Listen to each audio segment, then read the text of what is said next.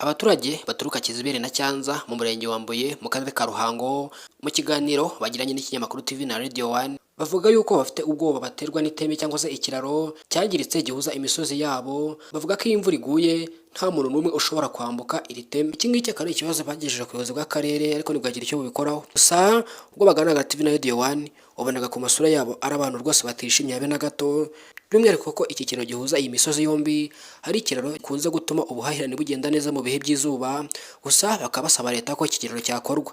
Ni kenshi na kenshi mu Rwanda cyangwa se hirya no hino mu gihugu haba hari ibiraro bitandukanye byagiye bikorwa cyangwa se bigakorwa nabi cyangwa hakaba n'ibitarakorwa, ariko leta y'u Rwanda igomeza ishora ingengo y'imari buri mwaka, by'umwihariko binyuze muri gahunda ya VUP, aho abatishoboye bahabwa akazi na leta hanyuma bakagenda bagakora imihanda itandukanye cyangwa se ibiraro ndetse n'ibindi bikorwa remezo bitandukanye. Hanyuma muri aka gace rero iki kiraro gihangayikishije abaturage batuye muri aka gace, by'umwihariko abakunze kugikoresha bakora ubuhahirane. Aba baturage kandi bagomeje bavuga yuko ntacyo batakoze ngo bigeze ku buyobozi bw'inzego z'ibanze ndetse biranazamuka bigera ku nzego zo hejuru. Gusa abaturage nyine mu gahinda kabo bagomeza bavuga yuko bibaye byiza kino kiraro kigakorwa, biri mu bintu byatuma ubuhahirane bugenda neza hagati y'imisozi yombi, cyane ko utu duce dukunze guhahirana mu buryo bwose bushoboka. Iki kiraro rero ni ikiraro cy'ingirakamaro by'umwihariko mu gihe kitarakoreshwa. Nawe tekereza nawe kiramutse gikozwe mu buryo bugezweho, uburyo cyazana umusaruro by'umwihariko muri abaturage batuye muri aka gace.